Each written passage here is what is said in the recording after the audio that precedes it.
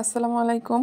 আজকে আমি আপনাদেরকে বারবি ডিজাইনের এই হাতাটি সেলাই করে দেখাবো। দেখুন আমি খুব সহজভাবে কিভাবে এই হাতাটি সেলাই করে নিয়েছি।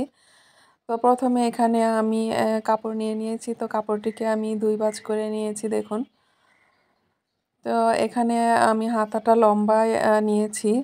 কাপড়টি আর কি লম্বায় নিয়েছি আমি 13.5 ইঞ্চি পরিমাণ।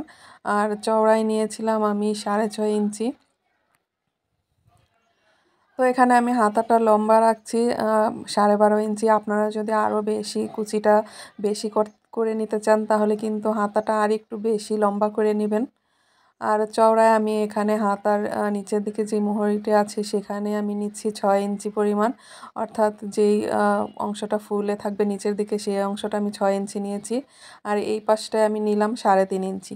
তো এখানে আমি ওই 6 ইঞ্চির দাগ এবং 3.5 ইঞ্চির দাগটা আমি মিলিয়ে দিলাম। এখন আমি দাগ অনুযায়ী কাপড়টিকে কেটে নিচ্ছি দেখুন।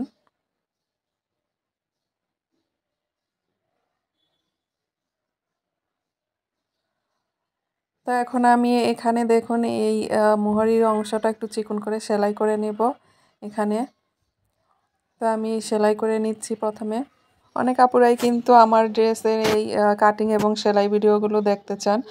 তো আমি যেহেতু হাতের কাজ এবং কুশি কাটার কাজগুলো আপনাদের সাথে শেয়ার করি, বাচ্চাদের ড্রেসগুলোই বেশিরভাগ ক্ষেত্রে কিন্তু আমি আপনাদের সাথে শেয়ার করি। তো এইজন্য সময় স্বল্পতার কারণে আর সেলাই ভিডিওগুলো শেয়ার করা হয় না। তো এখান থেকে চেষ্টা করব কিছু কিছু সেলাই ভিডিও আপনাদের সাথে শেয়ার করার জন্য। তো আমি মোহরের অংশটা সেলাই করে নিয়েছি। এখন আমি এখানটাতে একটি লেস লাগিয়ে নেব। তো লেসটা আমি উল্টো পাশ থেকে লাগিয়ে নিচ্ছি যাতে করে নিচের যেই পাতির ডিজাইনটি আছে সেটা বাইরের দিকে দেখা যায় আর উপরের পাশটা না দেখা যায়। তার আপনারা এখানে চাইলে জড়ুনা যে লেসগুলো আছে সেগুলো লাগিয়ে নিতে পারেন। তো এখানটাতে ঝুল থাকে এরকম লেসগুলো লাগালে বেশি সুন্দর লাগে। তো আমার কাছে এই লেসটাই ছিল, তো আমি এখানে এটাই লাগিয়ে নিচ্ছি। এখন দেখুন এখানে আমি কুচি করে নিচ্ছি। তো এখানে আমি একটু বড় বড় করে কুচিগুলো করে নেব যাতে করে এখানে 3 ইঞ্চি পরিমাণ হয়। তো এভাবে করে আমি এক পাশের কুচিটা করে নিচ্ছি।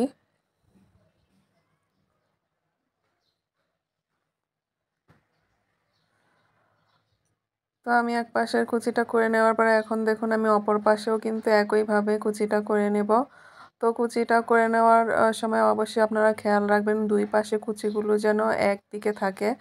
তো দেখুন আমি কিন্তু এই পাশেও কিন্তু একদিকে মানে উপরের দিকে কুচিগুলো করে নিচ্ছি।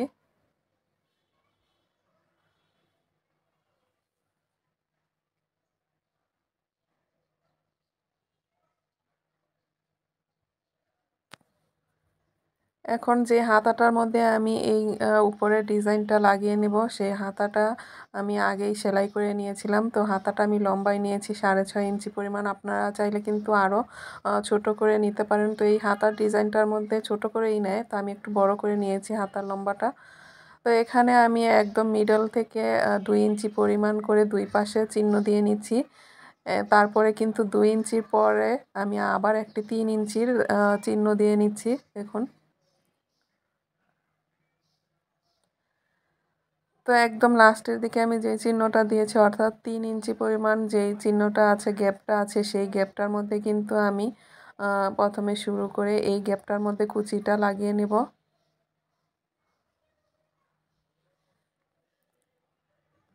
তো আপনারা কিন্তু একদম মাপ অনুযায়ী এই কুচিটা লাগানোর চেষ্টা করবেন, তাহলে কিন্তু দুই পাশে অর্থাৎ হাতার দুই পাশে এক সমান হবে এবং ডিজাইনটা খুব সুন্দরভাবে বসবে।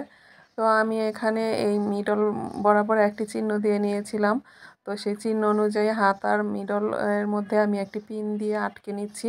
এতে করে কিন্তু আমার কাপড়টি সেলাই করতে সহজ হবে। তো বাকি যে অংশটা আছে সেটাতেও কিন্তু আমি কুচি দিয়ে নিলাম।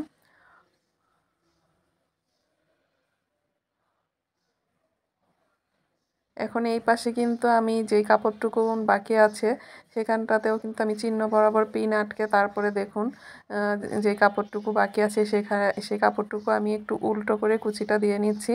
এতে করে কুচিগুলো কিন্তু এক সমানভাবে বসবে।